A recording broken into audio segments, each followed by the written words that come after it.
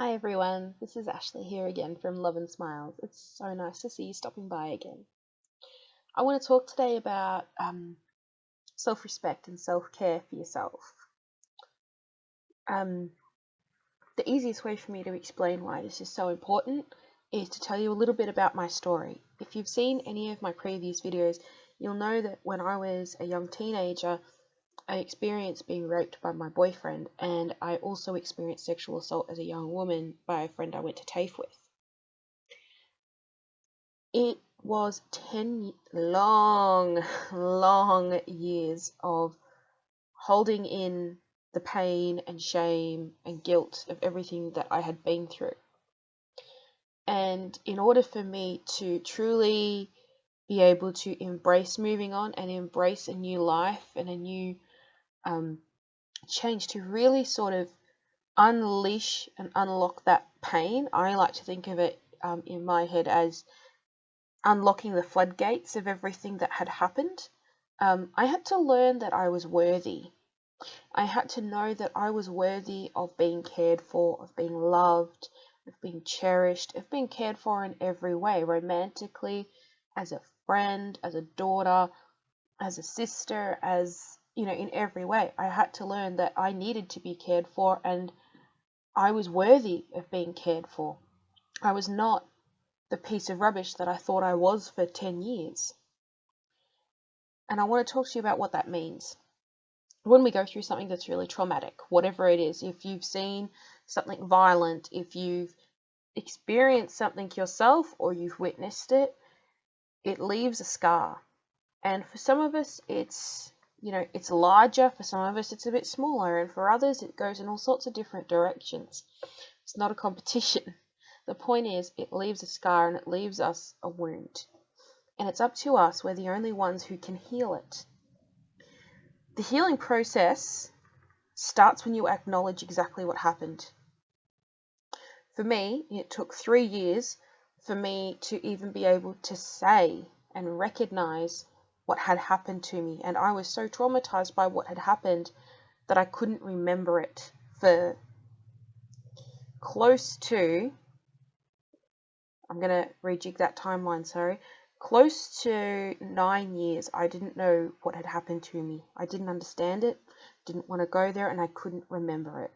My mind stopped and went into like a fuzzy space. I couldn't recall what had happened to me.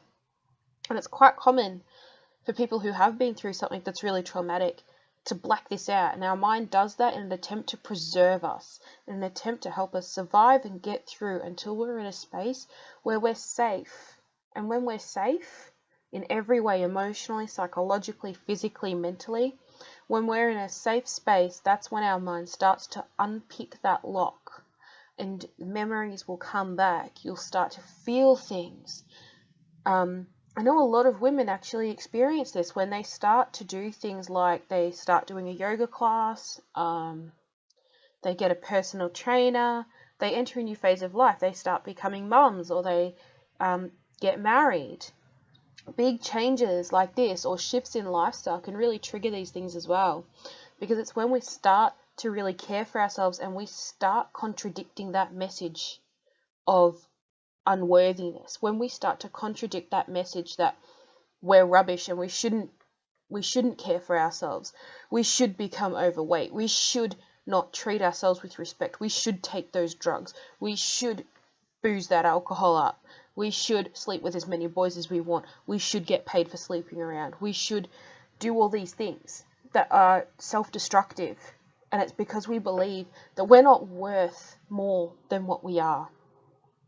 We begin to feel like we are the dregs of society. And I know, because I've been there and I've seen it and I've done it. And I know how horrible it is, and I know how confronting it is when all of a sudden there is something unavoidable in your life that pops up that tells you otherwise. For me, that was meeting 2 key people. My best friend and now my fiance. 2 people that completely changed my life. Suddenly I was being cared for emotionally and spiritually and physically and mentally by these two super important people who showed me that I could be more and I was worth more and that I deserved more and that there's so much more I can be and do.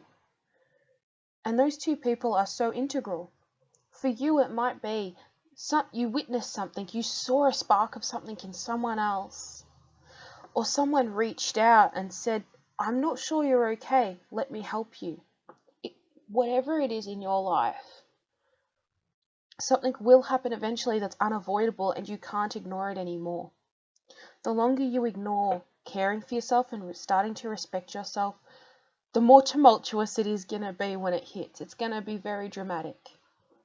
Now, the shift for me was really learning. I had to learn how to be responsible for myself again, but in a different way. So it wasn't just about, okay, I've got to go to work on this day at this time and do my job. It was learning how to care for myself in the absolute most basic ways. And that includes taking a shower and making sure I washed myself properly and had proper hygiene habits, and it was learning how to respectfully, even doing things like, this might gross you guys out and I don't really care because I'm a woman and you're a woman and we're all women. We all have to deal with this. But learning how to dispose of pads and tampons in a respectful way that wasn't offensive. I had to learn how to dress differently, how to hold myself differently. Everything filtered down from the way that I dressed, the way that I looked after myself, physically, going to the doctor and maintaining my health in conjunction with a doctor. Being responsible for my diet and my exercise, being responsible for my career. And all of these things happened very slowly over a 3-year period, very slowly. And as I sort of began to master each part of it, each step, a new challenge would come up. And the challenge would always be scary and I wouldn't want to do it. I'm going to tell you, I didn't want to do it because I'd be like, oh, it's going to cost me money and I can't afford it and all that sort of stuff. Or it would just be flat out, no, don't want to do it, I'm scared. Or it would be my ego kicking in saying, why would you do that? You're not worth it. And eventually I got to this point where it was like, who cares? This is for me. I'm worth more. For example, I never thought that I was worthy of having a body I could be proud of because I was so ashamed of my body. And I am a larger girl and I'm cool with that now. But back then I wasn't, and I was really embarrassed and I was very ashamed about it because I hadn't been taught to be otherwise. It took years, and I mean years, of learning how to cook for myself in a really good, healthy way, learning about what foods do and don't work for me, learning how my body responds to different foods, learning how my body responds to movement, because not everyone can be a ballet dancer. Certainly you can, but I'm not a ballet dancer, I'm not a hip-hop dancer, I'm not a bungee jumper. I'm the kind of person who loves things like yoga and going for walks and, just sort of gentle, still effective, but gentle exercise. I had to learn that, and it took a really long time. And look, as an example, the other week I decided, I might not have much money at the moment, but I'm going to invest in my health because I'm worth it, and I'm going to buy a 24-hour pass to my local gym so I can go whenever I want, and then I have no excuse for not going. The other thing I do is I have to get my eyes checked regularly. You notice I wear my glasses all the time, and it is because I have several conditions with my eyes, but I have to maintain that. And so I set boundaries with my optometrist and say, look, you need to call me every 3 to 6 months to set a new appointment so we can get this done because I need new lenses. But I had to learn how to do that. And for a really long time, I didn't care, and I let a lot of these things go, and I ate bad food. I never exercised, never moved around, and I put on a shit ton of weight. And I didn't care if people found pads lying around. I didn't care if I had dirty clothes everywhere. I didn't care if I didn't even have a washing machine at one point, which I didn't. And I had to hand wash all of my clothes. But now the shift is amazing. I've learned to have the respect for myself that I need to in order to be able to care for myself, even in the most basic ways, just making sure that there's a roof over my head, I've got a bed to sleep in, I've got clean clothes, and I've got food, and I've got water. Those are the most basic ways in caring for yourself. And if you're struggling to care for yourself, I would really suggest the best place to start is with making a daily routine for yourself so that you can keep yourself grounded.